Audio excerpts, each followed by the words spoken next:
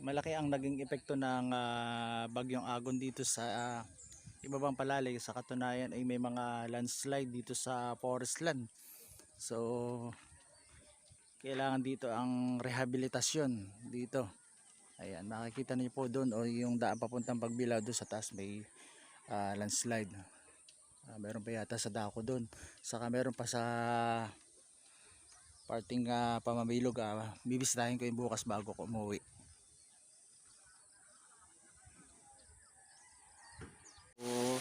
Ibayo dito sa May Borol. Ayan, ito yung Palsabangon River na ang labas ay doon sa Barangay Palsabangon sa Pagbilao, Quezon.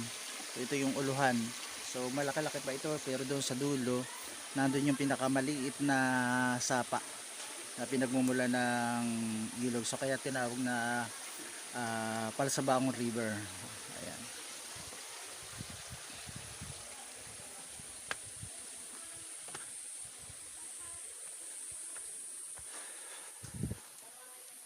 Andito. Narito sa Borol na ito. Ayan o. Yan yung ilog na yan.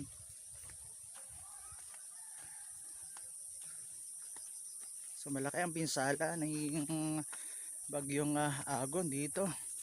Maraming mga landslide. So i-rehabilitate ito ng Environment DNR.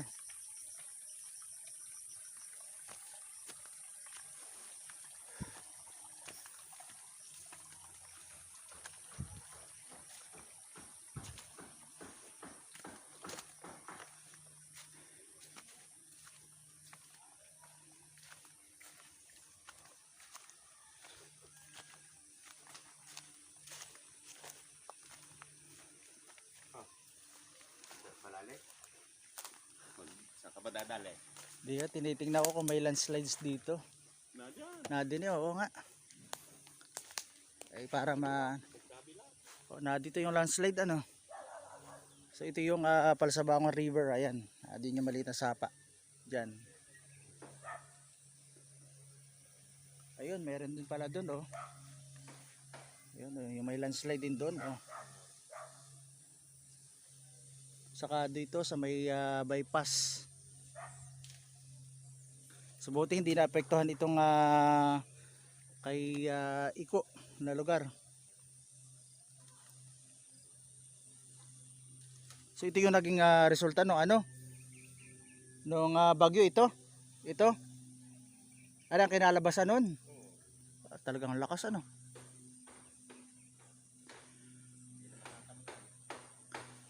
Kailangan dito yan oh. Ayan oh. So, wait. So dala ito ng galing sa Borol ano. So mabuti wala naman ditong gaano landslide. Doon lang. Ayun doon sa side talagang 'yon. At so, itong palayan na ito oh. Laking pisala. So apat na palaisdaan dito ang nawas out ng bagyo. Yun, tingnan natin. Tingnan natin itong Palsabangon River na to. Ay nako. Laking pinsala. Ito nga oh. Ito yung ano oh. Rumagasa ang ano, ang lupa. Gawa ng tubig ulan. Ay ito yun oh, ang laki. So ito yung landslide oh. Laki. So ito yung Palsabangon River oh. So ito yung pinupuntahan namin ng bata pa. Ang ganda nito eh. Laki.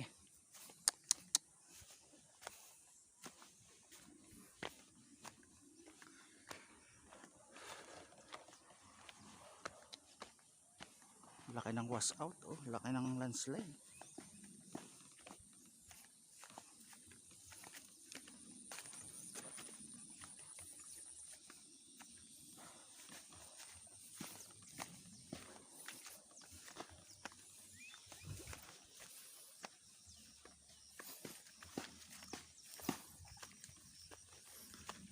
Hoy! Was out ano?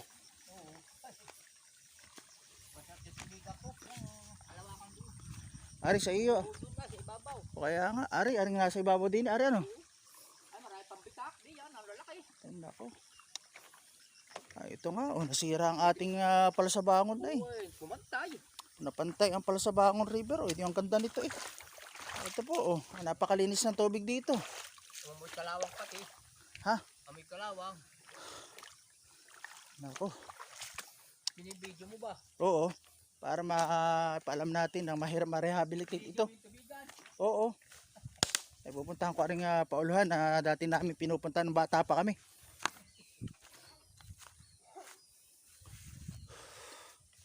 Abay, nawala na yung ano. Ito oh, lumawak oh. Ano? Lumawak itong ito makaipod lang to eh. Oh. Nako.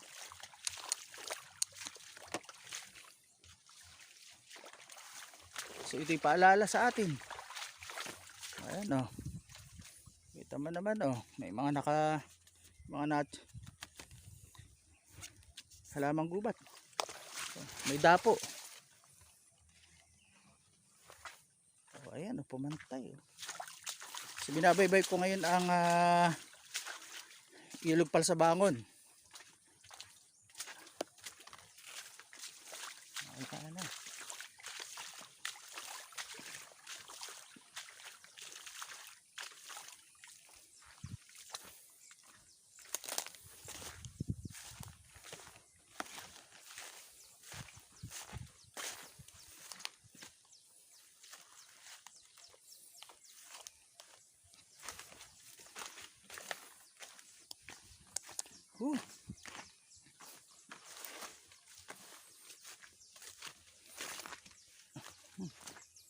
Laki ng pisala.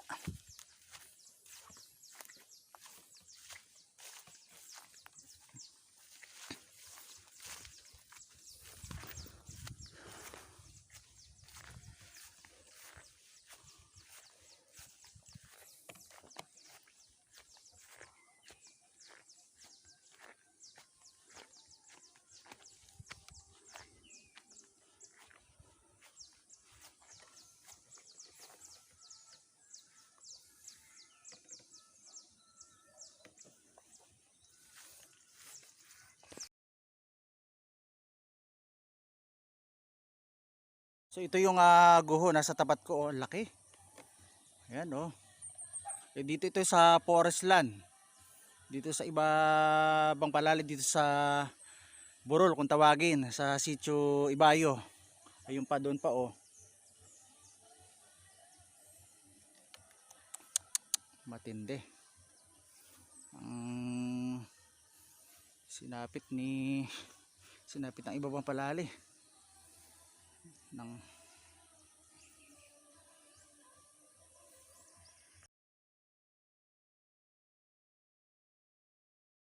Yung daan ito landslide na maliit.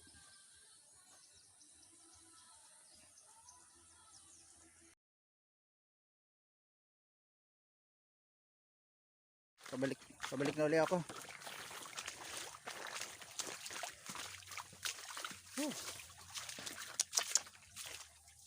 Lumawak. Ito isa pa lang, ang dati lang ilog lang dito. Hanggang dito lang. Dito lang oh. Lumawak itong Palsabangon. Sapa lang talaga ito oh, naging ilog na oh.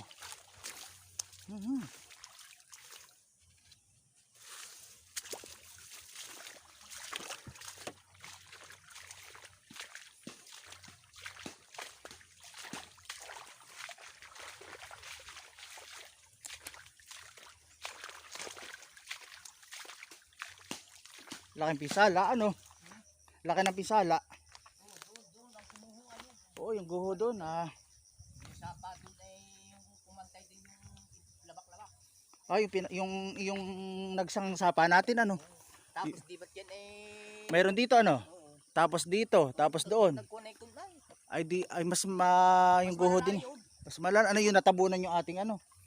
Yung nasabang nating sapa doon. Ay balong lang yun, hindi sapa. Balong lang. Oo. Ay nabuklat yung mga nakindapi ng ilalim. Yung Ah. yun ay. Yan, ano sayang laki. Ayan oh, ito po, ang lawak oh. Ito yung hanggang dito lang talaga ano, no, ano.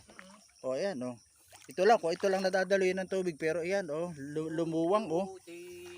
Talaga. Ito na ito pagka magtatagulan ito pupunta lahat sa labak uli. Oo nga. Gawa ng ito buhangin ay. Oo nga eh. Kaya pupunta naman sa labak. Oo, bababaw ang ano. Bababaw doon. Sa bangka-bangka. Pagka kulay malalagyan din yan. Gawa ng tutos-tus pa yun ay. Dahil pa. Oo nga ay, hindi na ari yung landslide dito ano, ang laki pala ng landslide dito ano. Oo, malaki din, dalawa. Oo. Ari naman ay isa, kaya lang ay meron dong gisak pa. Medyo dahilig din, ay may balong din yun sa ilalim. Ay nako. Ay sumurog kalasi eh. Gawa ng pagbigay nung taas na yun. Ay bumitak. May mga puno naman pero talagang hindi na kanaya ano. Ay hindi kaya. Ay hindi, kinaingin niya. Ay kinaingin yan ano. Pinyahan niya na Ruby. Ruby Biata. So ito yun. Laki din oh. So ibig sabihin pag umulan ay uusos pa yung pababa. Ay nako. Nako.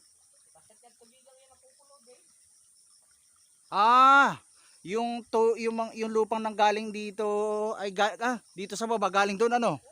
Ay nadala nung agos ng tubig ano. Mga batong malalaking dala ay. Oh. Bato dala na rin sa labak doon. Ay kainamang rehabilitasyon. Sa tubig ay mga batang-batang, yung maliliit, mga kahon-kahon. Ay kainamang rehabilitasyon ito ano. Dapat talaga Gagawin ko naman sa tubigan yun ay patitigasin ko muna at hahasot ako tapos gagawin. ayan po. So mabuti na lamang at din sa gawing gitna ay hindi ano kasi hindi na pinsalat gawa na may mga kahoy pa nga ay. Itong tigkabilang tabi. Ito at saka dito malaki ang landslide dito eh. Kaya lumawak ang itong Palsabangong River oh. Dating palayan. Ako ngayon sa Borol at pinasyalan ko lang yung may mga landslide, binidyohan ko at ito, pagbaba ko ay itong sumalubong sa akin. Ayan, di ba? Kay ano nga, kay Jeneline Villadical. Ayan, ang manugang ni Ate Eva. Ayan. So, yung kanilang mga palaisdaan doon ay na-wash out. Ilan yun? Apat. Sayang. Gumuho ang mga gubat. Gumuho ang gubat dito. Subuti na lang at itong kalagitnaan ay hindi. Kaya ito po ay maging aware po tayo mga taga-Palali na dapat pangalagaan natin itong ating kagubatan dito. At nang nakakalungkot yung pangyayari din. Nakakalungkot yung pangyayari din sa dulo. Yung mga palayan ay hindi na matatamnan. No? Pwede pa, hahasikan na lang. Sabi ng Karano. Diba? Pero bagasik ay hindi na yung gagawin. Okay, titigas yung lupa dun ay. Diba, bato? Ang kailangan talaga dun ay hindi makakapasok ang Ay, ang heavy wala naman daan na para maano. yan ay titigas ng lupa at mga bato. Buti na lang at so pinag-aadya pa rin kami dito dahil itong kalawakang ito ay hindi napuruhan. Ito yan. Yan nadyan po na Maganda pala ng kulay doon sa mga ganun. Ayun. Ayan. Galasis sir. So ito yung ilog ng Palsabangon, lumaki. Lumawak. Mababaw na ang tubig. Subutit ganito lang ang nangyari dito. So kung makikita natin doon sa Barangay Palsabangon, Pagbilao, Quezon, ang laki ng ang lawak ng nawas out doon sa Barangay Palsabangon sa Pagbilao. Yung na i-share post ko.